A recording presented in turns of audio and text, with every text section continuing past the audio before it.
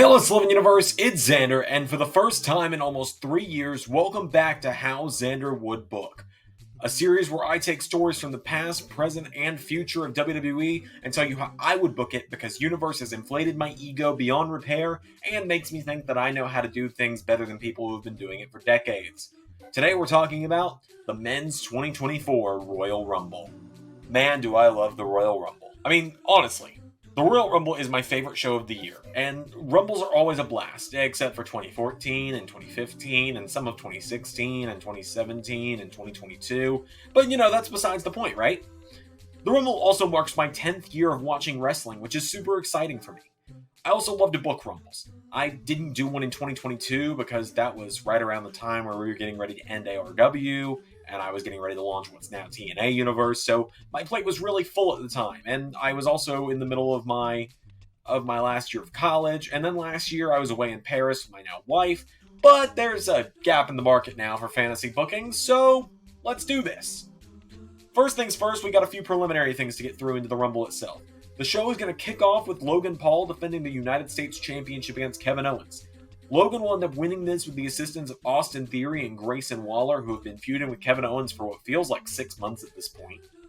They're going to end up costing Kevin Owens the matchup, allowing Paul to hit him with the one-punch knockout and score the victory to retain the US title. This way, Owens can keep his feud going with Theory and Waller, and I assume that's probably going to lead to some kind of match at WrestleMania. Then we also have the Women's Royal Rumble to talk about. And while I'm not going to go through and do a whole beat-by-beat breakdown for the Women's Rumble like I am for the Men's, I will hit a few highlights. The Rumble is going to see the return of Naomi, who will have just finished up an incredible run in TNA's Trinity. We'll see the debut of Jade Cargill, who I think should make it at least to the final three and have a really good showing. We'll also be seeing the cameo from NXT of Roxanne Perez, who I think at this point is ready for the main roster. If I've got to throw another NXT name in there for the Zoe Stark spot like last year, an unexpected NXT name who gets a lot of good showings in the Rumble, I'm going to give that to Blair Davenport. I'm a big fan of her. And for an unexpected legend spot, we're going to say Meiko Satomura gets a nice spot as well. Ultimately, the final four of the Royal Rumble, if Jade Cargill's not in it at least, will be Becky Lynch, Bayley, Nia Jax, and Asuka. Now, the final spot of the Rumble in my booking sees Nia Jax knocked into the ropes, Becky and Asuka working together to try and get her up one leg each, Bayley running in to be the difference maker, but grabbing Nia in a way that Nia takes Asuka with her over the top and out to the floor. The final two of the Rumble, Becky Lynch and Bayley, two women who are both heavily rumored for championship matches at WrestleMania, and honestly, I think that could go either way. Obviously, I'm a huge Becky Lynch fan, as many know, and I've never been the biggest Bayley fan. The internet's come at me plenty about that one.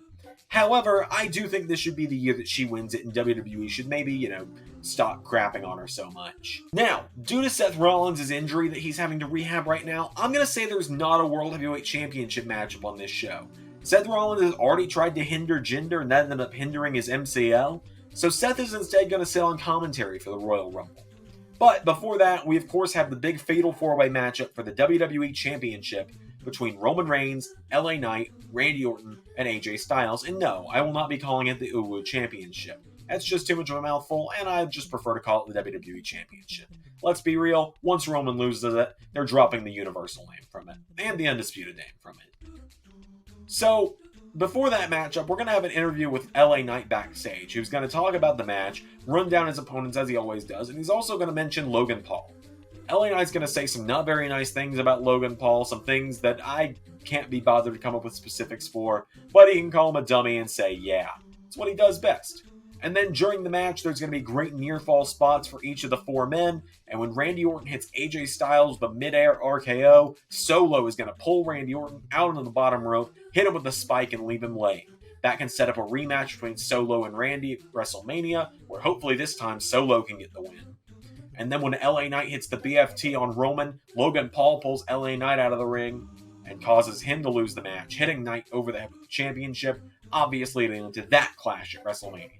It's a Roman match, so naturally there's got to be a lot of interference. And of course, the finish will come with Reigns spearing AJ Styles, probably out of the air, off of a phenomenal forearm, into the cover. 1, 2, 3. Naturally, Roman Reigns is going to retain. So, now on to the main event, the Men's Royal Rumble. And, damn, I'm really excited for this. The first Triple H Rumble with no last-minute vintage changes. Now, I'm not going to be looking right down the camera like I normally would here. I'm going to have to just kind of read off my script a little more than normal here. But, out at number 1 in the Rumble, wrestling has more than one royal family. Adrenaline in his soul, superhero performance, it's Cody Rhodes.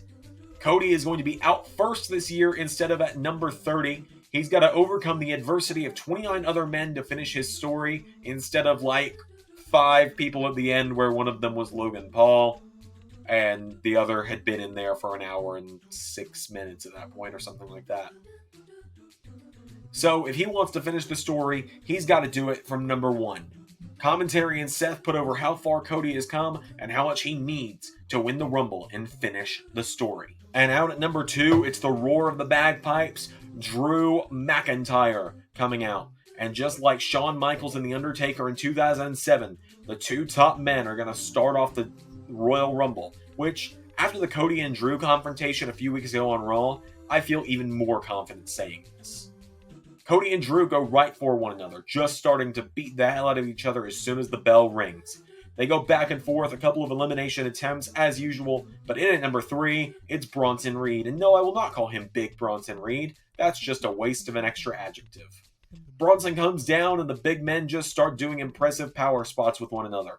Bronson takes hits from everyone, shrugging off a Glasgow kiss from McIntyre, and standing up from a Cody cutter without going down. He knocks both of them down with a double clothesline before in at number 4, it's Solo Sikoa. The tribal air of the bloodline comes in and both Cody and Drew immediately put their differences aside to go after him because Solo is the reason neither man is the WWE champion right now.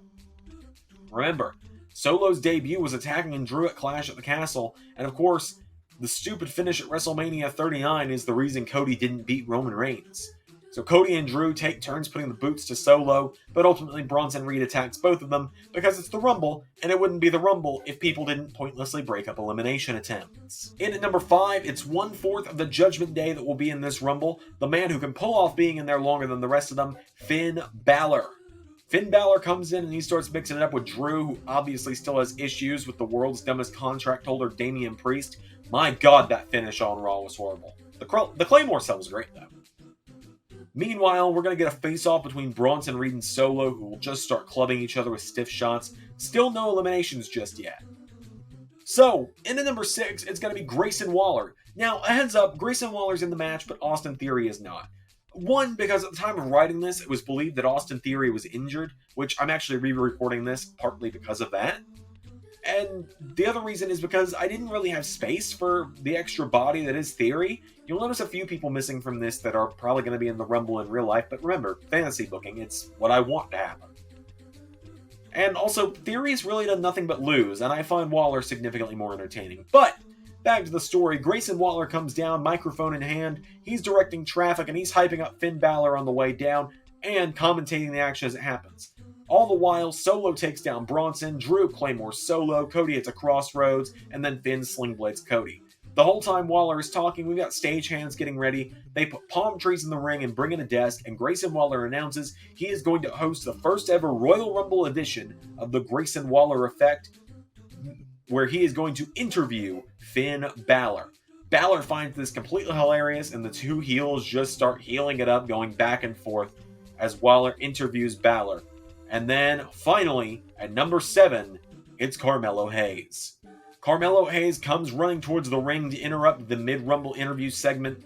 Waller starts talking smack to his old rival the whole time. Melo just simply motions, turn around, and standing up behind Finn and Grayson are Cody Rhodes and Drew McIntyre. Melo runs in and the babyfaces start putting the boots to Grayson Waller and Finn Balor, before Drew just grabs the palm trees and hurls them out of the ring and then flips the desk over the top rope. More inanimate objects have been thrown over the top rope than people at this point. I'm aware of this. But the Grayson Waller effect has been canceled in the Rumble, and then each of the faces, Cody, Drew, and Melo, all take turns beating up Grayson Waller. The whole time Finn is hiding before he sneaks in and nearly eliminates Cody, who still hangs on. And yes, I do know Drew is a heel, but he's also kind of still a face, because I love Drew McIntyre's character. I think it's great that he doesn't really fall into one category or the other. Anyway, In at number 8, it's Pete Dunne. In case you wondered how Ray and I feel about Pete Dunne being Pete Dunne and not Butch anymore. Yes!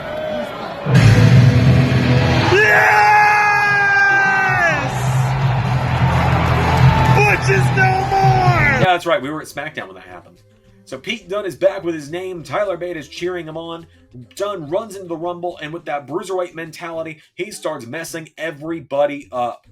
He starts punching everybody in the face, William Regal stiff shot style, into the face. In fact, he even pulls out a pair of brass knuckles at one point. Again, this is starting to feel a lot more likely after what happened on NXT on Tuesday of this week. So Pete Dunne, he managed to hit Bronson Reed with the brass knuckles, taking him down, but he can't pick up the 300-pounder to eliminate him. He then avoids a Claymore from Drew McIntyre and punches him with the knuckles while Drew is down. Again, another man he can't deadlift. He then goes for a shot on Carmelo, who super kicks him, and the brass knuckles fly off of his hand to the outside.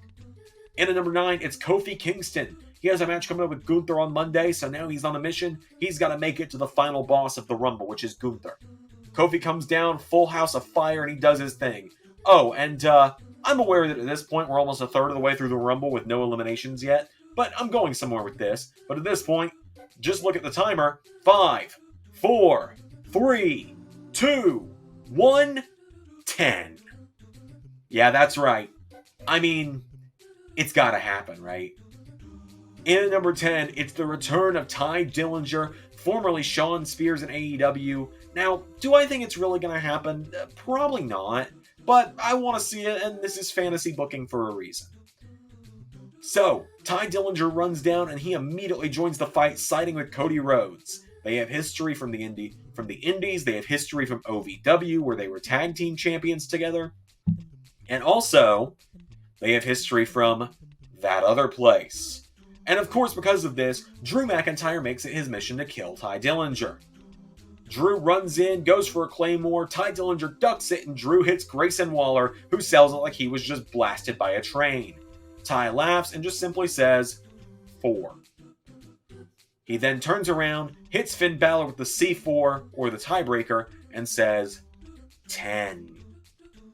Now, we're a third of the way through the Rumble with no eliminations, and that's because, and at number 11, it's Braun Breaker. Yeah, weird not to hear me call him Steiner, right? The badass of NXT, he runs down, spear to Grayson Waller, eliminated. He then catches Pete Dunne by the throat, power slam, eliminated. Carmelo Hayes comes in out of the air, spear out of the air, eliminated.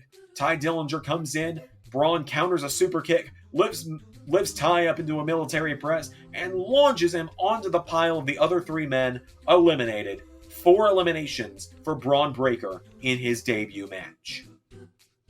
He then squares up to Drew McIntyre and... not yet. The 2 badasses begin to clobber one another with punches. Meanwhile, Finn Balor, he's getting a little more bold, and he's attacking Solo Sikoa because, in at number 12, it's Mr. Money in the Bank, Damian Priest.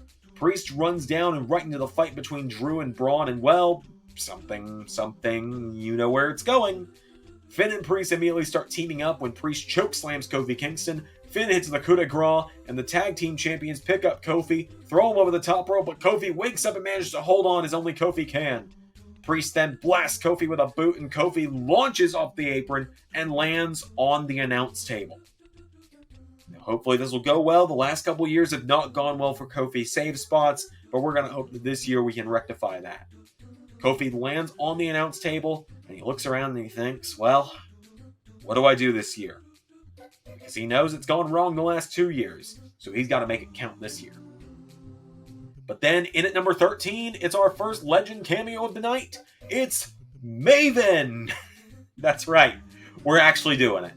Maven is number 13, and he has been making incredible videos as of late, talking about his time in WWE. He's gained a reputation as just being an overall really good guy. So we're going to do something nice with him here. He comes down, everyone's looking at him just thinking, what the hell? And the man who eliminated The Undertaker comes flying into the ring. He starts mixing up with some of the guys in there, but meanwhile, at the back of the ring, Bronson Reed has realized, oh, Seth Rollins is on commentary, isn't he? And Bronson decides that while everyone else is distracted, he's going to start mouthing off to the world champion. He leans into the ropes, He is talking smack. He tells Seth, you grip that title just a little tighter every time you look at me, because I'm going to end your reign. I'm going to... And as Bronson leans forward towards Seth, Maven drop kicks him, and Bronson Reed falls over the top rope out to the floor. And just like The Undertaker, Maven has eliminated Bronson Reed. Lightning has struck twice, and while Maven is sitting there trying to process what just happened, Solo grabs him by the throat, spikes him, and Maven falls backwards over the top rope out to the floor. So meanwhile, as everything else is going on here, everyone else is just completely confused about what is going on here. And then, as Bronson Reed is furious and beating down the unconscious Maven on the floor, Kofi Kingston sees his time. Kofi runs and jumps onto Bronson Reed's back, and Bronson starts scrambling. He's turning around. He's trying to get Kofi off his back, and when he turns around, Kofi lets go, lands on Maven, and uses Maven as a stepping stool to get back into the ring. And Kofi has finally regained his reputation for saving himself in the Royal Rumble. In at number 14, it's Jimmy Uso! Now, I will openly admit that Jim Uso, is my favorite part of Roman's character at this point, and he's the only part of the Bloodline story that I still care about. Jimmy comes down and he starts throwing super kicks, one to Breaker, one to Priest, one to Finn, one to Cody, and Drew, and then now, back-to-back super kicks from the United Bloodline, and now I'm sowing some seeds here. As Cody and Drew get back up, staring down the Bloodline, Cody and Drew don't like each other, but they don't like the Bloodline significantly more. In fact, they want nothing more than to destroy the Bloodline. So, the Dashing Ones versus the Bloodline. Book it, Hunter! But anyway, as soon as these two teams start fighting, Finn Balor and Damian Priest attack Cody Rhodes, because of course they do. The story never ends. Jimmy and Solo are then standing over everyone after a bunch of super kicks. They pick up Cody to eliminate him when... Number 15, Jey Uso. Jimmy's eyes go wide at the sight of his twin brother as Jey runs down and spears his brother, taking him down. He just holds nothing back, and he is punching the hell out of Jimmy's face over and over and over again. Meanwhile, everyone else just stands back watching and thinking, oh my god, what is happening right now? Cody and Solo then come to, and Cody grabs onto Jey, pulling him back. Solo grabs Jimmy, pulling him back, when they each push one another off, and the twins each throw a super kick. Jimmy hits Cody, Jey hits Solo. The Usos then look at each other, turn around, double super kick to Drew McIntyre. They then see Braun Breaker coming. They duck a double clothesline. Jimmy pops him up, and Jey hits him with the 1D, and the Usos look at each other, pick up Braun Breaker, and eliminate him, and then immediately turn their attention back to hitting one another. We're halfway through the Rumble now, so in at number 16, it's Ivar. Now, the Big Viking has been a lot of fun to see on his own as of late, and I think he could have some really fun power spots in the Rumble. Outpowering Solo, taking down both Usos, maybe even knocking down Cody Rhodes by catching the Cody Cutter and then launching Cody like a weapon into Drew. Ivar has now been heated up like a monster before. In at number 17, oh, Phil, you make me angry, Phil. It's CM Punk, competing in the Rumble 10 years after everything that happened. The first wrestler I ever saw in my first WWE match I watched in full. CM Punk is here. Now, Punk is going to come down to the ring. He's going to very carefully get in the ring. Do not break your foot again, Phil. He ducks a clothesline from Ivar. He pulls down the ropes, and Ivar goes toppling over the top out to the floor. Punk is now face-to-face with Solo Sikoa, teasing the idea of a Reigns and Punk match down the line. All the while, Seth Rollins on commentary, not happy to see Phil at all. Punk and Jey end up back-to-back while Solo and Jimmy are coming at them, and suddenly, Solo takes a swing that Punk ducks, and at the same time, Jey ducks a super kick from Jimmy. Jimmy super kicks Solo, who staggers back, and Punk runs in and capitalizes, eliminating Solo Sikoa with a clothesline over the top rope. Jimmy then runs in, Punk ducks him, and Jey then super kicks Jimmy, who flips over the top rope out to the floor. CM Punk has helped eliminate the Bloodline. Punk then turns around, where he sees Kofi Kingston, and they immediately hug. Oh, what, did you think I was going to do something sad? And at number 18, much to the delight of Damian Priest, it's R-Truth. R-Truth comes out and he immediately tries to talk strategy with Finn and Priest. He asks, "Hey, where are Tom and Nick Mysterio?" Finn's annoyed, Priest kind of laughs, but he also remembers, Drew's kind of the reason I lost on Monday. But the three of them decide, well, let's work together. Priest and Balor deciding, he thinks he's part of the group, let's use him for now. They jump Drew McIntyre, but then Cody, Jay, and Punk come in. Truth then looks around as Finn's been taken down, Damian's been taken down, and he recreates that hilarious moment when he was face-to-face with the Big Show, and he just punches himself in the face and pretends to be knocked out. Cody and Jay then do the Cody 1D to Damian Priest, and everyone takes turns hitting Finn Balor with a finisher before CM Punk ultimately hits a GTS, and as Finn staggers, CM Punk eliminates Finn Balor. In at number 19, it's the worst part of my week. You're going to hear me be a little bitter about someone I genuinely do not like as a person real quick. It's JD McJagoff, who runs down to the ring like an idiot, which brings R-Truth back from the dead. JD hops up on the apron, hasn't officially entered the Rumble yet, goes to do a springboard. Truth pushes JD Nick Waste of Space, who falls back, has now officially entered the Rumble over the top rope, out to the floor in less than 1 second, meaning that JD Nick, I don't really know how much more I've got of this gimmick, has fallen out to the floor and broken Santino's record. Truth just says, "Sorry dog, you're not in the group," and this causes JD Nick Kevin Owens, is the reason I do this joke to begin with, to get very angry. He then tries to run back in the ring, only to get hit with everything. A crossroads, a claymore, a GTS, a super kick, and then they all throw him to R-Truth, who hits the lie detector and eliminates him again. Priest stops laughing, and now he has the briefcase in hand. Balor has brought it to him in the time that everyone was beating up. I don't have any jokes left in me, you know who. And then Damian Priest takes the briefcase and he cracks it over the back of Jey Uso's head. But before that, the timers tick down. In at number 20, it's Karrion Kross. He's got the Authors of Pain with him, and that'll probably cause a snide remark from Seth Rollins about how they used to be his henchmen 4 years ago. So I've really got nothing for the next 90 seconds, so a roll call in the ring. We've got Cody and Drew, who have been in since number 1 and 2, Damian Priest, Jey Uso, Kofi Kingston, CM Punk, R-Truth, who is being protected by Priest, and now Karrion Kross. In at number 21, it is Shinsuke Nakamura, and Seth Rollins just grips the World Heavyweight title a little tighter at the sight of him. Shinsuke saunters down to the ring, taking most of the 90 seconds to do so, before he gets in the ring and he immediately spits the mist at Cody, who takes it and falls through the middle rope. Cody is out on the floor but not eliminated. Medicals start to get water in his eyes, flushing the mist out. Meanwhile, Shinsuke mixes up with CM Punk, because I think people would enjoy that. Number 22, it's Sami Zayn, and at this point, Karrion Kross is called the Authors of Pain into the ring, and they are beating up everybody. So Sami Zayn runs down to make the babyface save, where he and Jay attack the AOP. They work together to hit Karrion Kross with the 1D when the timer ticks down, and... Number 23, it's Santos Escobar. At this point, Angel and Humberto immediately jump in the ring as well, so now you've got two heel factions going at one another in the ring and taking out everybody. Santos then helps speed up the good guys. Kross is fighting Damian Priest in the corner, and with the help of Legado del Fantasma, Santos Escobar eliminates R-Truth. Boo. Santos is now having his guys beat up everybody when the LWO comes through the crowd to fight them off.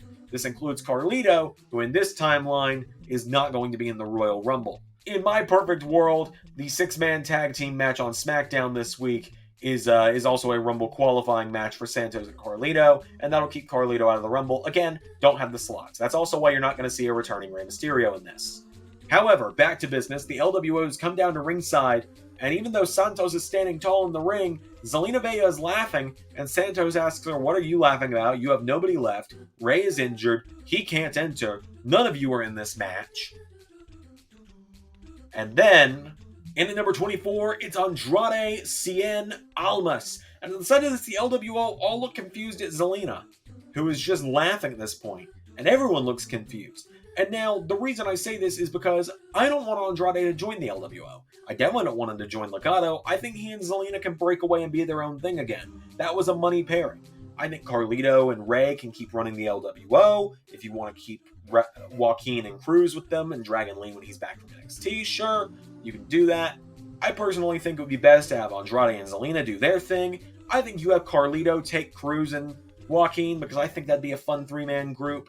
You can have Santos and the rest of Legado, and then you have Rey mentoring Dragon Lee, and I think you split them off all in their own ways. I think this feud has gone on for way too long, and I want to see these guys all doing other stuff instead of just fighting each other all the time.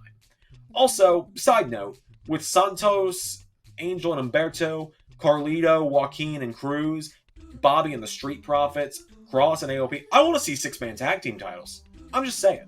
Okay, anyway, back to the story. Andrade comes down, hits the hammerlock DDT on Santos, only for Nakamura to get in the way of the elimination. Cody is also back up and in the ring at this point, and now you might wonder, well, why didn't Andrade get to eliminate Santos? Well, we need the ring full, because in at number 25, it's Brock Lesnar. Brock is back from his farm in Canada. He runs down to the ring where he immediately hits a double clothesline, taking down both Santos and Andrade. He suplexes Santos out of the ring. He F5s Andrade and throws him out of the ring. He then dishes out German suplexes to everyone. Shinsuke gets one. Sammy gets one. Jay gets one. Cody gets one. Punk gets one. Cross then takes the full F5. And Kofi is hiding because he knows what Brock Lesnar has done to him twice now. He's not dealing with it again. And also, I just have a bad feeling that Brock might accidentally, throw Kofi a little too hard again. But who can stop Brock Lesnar's rampage at this point but number 26, Jinder Mahal. Seth laughs for a moment, then gets that very serious face because he remembers, right, this guy injured me. Now, obviously, Jinder didn't actually injure Seth. Seth injured himself doing the move. No one sent any hate towards Jinder. Anyways, Jinder coming down to face Brock's about what you'd expect from me, isn't it? Jinder gets in. Veer and Sangha do their best to distract Brock. Jinder grabs Brock for a Koloss. Brock immediately scoops him up, counters the Koloss, F5, over the top rope, into share catch Jinder, fall over, Jinder eliminated. Brock is standing in the ring laughing. He does his little Brock dance that he does. And at number 27, bum bum bum bum, bum bum bum bum, Bobby Lashley. Lashley books it down to the ring, keeps his momentum going as fast as he can, and just spears the holy hell out of Brock Lesnar. But before he can eliminate Brock, Karrion Kross attacks him. But Bobby, as Kross tries to get him in the Kross jacket, Bobby shoves him back. Kross hits the ropes, and Lashley spears him, and then throws Karrion Kross out of the ring. Karrion Kross has now been eliminated, and Lashley starts spearing everybody. And then, in what I think could be a really cool spot, as Sami Zayn is pulling himself up on the apron, Bobby grabs him and locks him in the Hurt Lock until Sami Zayn passes out and falls to the floor eliminated. Now, I would have Sami last until the final three, but I'm worried that you risk Daniel Bryaning him this way. And now I know that wouldn't necessarily be a bad thing, but that's not the story I want to tell right now. So getting Sami out a little early lowers the chances of him getting the full Daniel Bryan fan reaction and thinking that, oh, he's made it this far, he should win the whole thing. Get him out a little earlier than the 30 spot, and that's my thought there. But then Bobby turns around and he just goes right back after Lesnar, because I would really like a conclusion to that story. That'd be nice, especially one that involves less dick kicking. And at number 28, it's Dirty Dom, Dominic Mysterio. And so now Damian Priest has backup since Finn Balor got eliminated by Punk, and, well, we know what happened with the other guy. Dom then immediately makes the stupid move of going after Brock Lesnar. Damian Priest pulls Dom out of an F5, which in turn makes Brock pick up Damian Priest for it. Priest is then eliminated with an F5 outside of the ring. And oh no, who should be standing on either side of Dom but Brock Lesnar and Bobby Lashley. Please, dear God, stop. Stop. He's just a boy. He's already dead. Brock and Bobby take turns with F5, Spear, F5, Dominator, back and forth, back and forth. They then pick up Dominic together, lift him up over their heads, and throw him where Dominic hits the floor with a thud, and Damian Priest just picks up his body and carries him to the back. At number 29, it's the return of Sheamus. Sheamus runs down and... not yet. Sheamus dishes out a brogue to Nakamura, and then one for Punk, and then one to Lesnar, and then Lashley. And then when he goes after Jay, Drew McIntyre comes out of nowhere and claymores Jey Uso instead. Drew and Sheamus start arguing about that and battering one another before in at number 30, because of course it is, I foreshadowed this already, GUNTHER. Der Ring General, the Intercontinental Champion, marches down to the ring and deals out a chop to Kofi Kingston, who collapses. Gunther then picks up Kofi, who's been in for half the Rumble, and eliminates him. He then squares up to Sheamus, Drew, Lashley, and Lesnar. got Drew McIntyre. You've got Sheamus. You've got Bobby Lashley. You've got Brock Lesnar. And now you've got Gunther. The big trucks is gonna eat the little trucks! Gunther starts clobbering the big man. Lashley goes off the ropes and goes for a spear, but Brock runs in and he clotheslines Bobby Lashley over the top and out to the floor. Lesnar then turns around and squares off with Gunther, and they pick up right where they left off last year. This leads both men staggering to the ropes. Sheamus runs in. He tries to eliminate Gunther by throwing him over the top, but then Sheamus, he runs off the ropes. He's going to bro Gunther over the top, but then Lesnar catches him and redirects him, and Sheamus is eliminated. But only then, as Sheamus has been thrown out by Brock, Gunther runs in and a massive boot sends Brock Lesnar over the top rope and out to the floor, and then there were 6. Gunther is laughing. He's taking down Brock Lesnar, but then Jey Uso spears Gunther. Gunther staggers, and Jey and Gunther start going at it because, spoilers, that's the match I prefer at WrestleMania. I'm not super interested in Jimmy versus Jey. Jey then throws super kick after super kick, but the fatigue catches up to him. Gunther catches his leg on the third one and just hoists him up over, and out of the ring goes Jey Uso. But then who should we see rising up behind Gunther but Cody Rhodes? Number 1 and number 30 from last year and this year swapped the roles.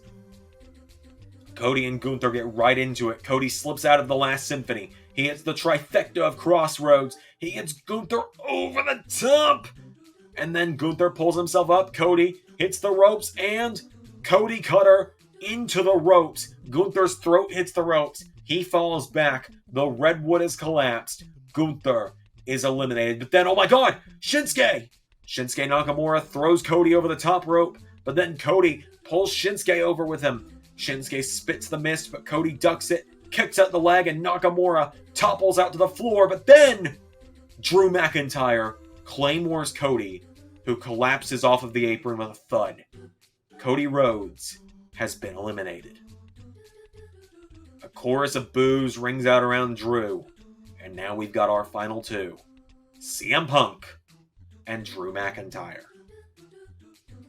The final 2 men of the Rumble both could win it, especially with Seth's injury, and after some back and forth, just like he said he would do on Raw, because it's obvious, because it's the right choice. You probably never thought you'd hear me say this. CM Punk eliminates Drew McIntyre, and CM Punk wins the 2024 Royal Rumble. Is it the obvious pick? Yes. Is it the right pick? Yes.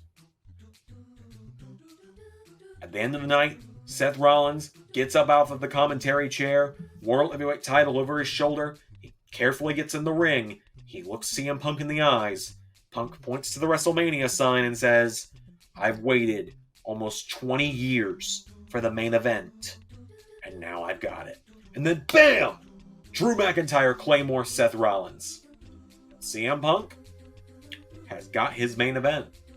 This doesn't matter to him anymore. So he simply walks away. Punk walks up the ramp, sits cross-legged at the top, and watches as out comes Finn Balor, Dominic Mysterio, Rhea Ripley, the Waste of Space, and finally, Damian Priest. Judgment Day surround the ring. They make sure that no one's going to get involved, and Drew, well, business is business. Walks away and watches as Damian Priest hands over his briefcase, grabs Seth Rollins, south of heaven. Make sure he doesn't land on the knee, please. 1, 2, 3. The Royal Rumble ends on the note of CM Punk is going to WrestleMania. He's got his main event, but Seth Rollins is not champion anymore. And now the reason for this is in case the injury is too bad, because now, if Seth Rollins can't make it to WrestleMania, you've got Damian Priest and Drew McIntyre as your Elimination Chamber match. Drew beat Damian Priest on Monday. He would, by proxy, get a world title shot if Damian Priest becomes world champion. And then, assuming Seth Rollins is cleared to make it to WrestleMania, Drew McIntyre, Seth Rollins, CM Punk, triple threat, main event of night 1 for the World Heavyweight Championship. Meanwhile, Damian Priest, Finn Balor, or Damian Priest and R-Truth versus Finn Balor and Jaden McDonough. I've run out of patience for the joke. And a tag team match at WrestleMania. Or Finn and Dom. They're probably going to do Ray versus Dom, actually. Yeah, Finn and less handsome mini-me Finn against Damian Priest and R-Truth, whichever you want to do at WrestleMania. Because I feel like the Priest face turn is coming. And then you could eventually have Priest win the world title again as a face. But yeah, ultimately, Damian Priest cashes in to end the night as world champion. CM Punk's got his world title match at WrestleMania. It's going down. And that is how I would book the 2024 Royal Rumble. Now, ultimately, I know I'm going to get some flack for this one.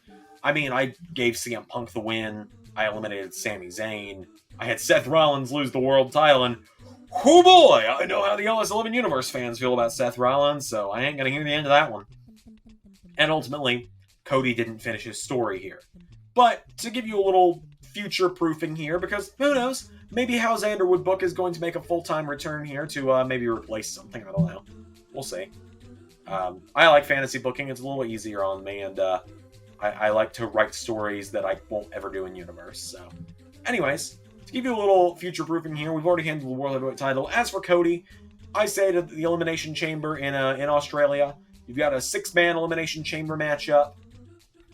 You have a 6-man Elimination Chamber match. Andrade, AJ Styles, Solo Sikoa, Randy Orton, LA Knight, and, Sheamus.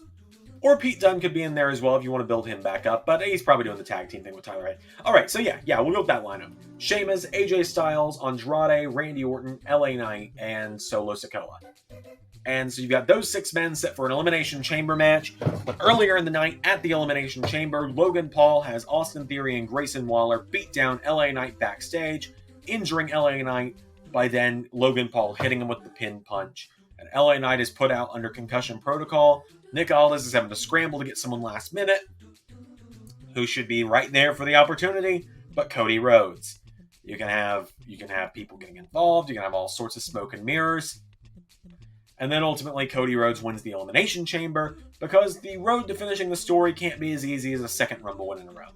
And so yeah, there you go. Maybe I'll even do a how Zander would book for pay-per-views for WWE or something. I don't know. I really enjoy doing these. Maybe it'll take place of like certain videos each week. Not universe episodes, but like member shows or something. Yeah, but anyway, yeah. You can tell where I went on the fly with this. You can tell when I went off the script at the end. But anyway, that's going to do it for this. I hope you guys enjoyed it. I've missed doing how Zander would book videos. Maybe I'll get to bring them back. I don't know. It depends on how they do in the viewership. The last ones didn't do very well. Also, last time I did one, I had half blonde hair. Remember that? That was a very weird couple days of my life. Anyways, thank you all for watching. Until next time, I've been Zander, and that was how Zander would book. Remember, it's fantasy booking. Please be nice to me.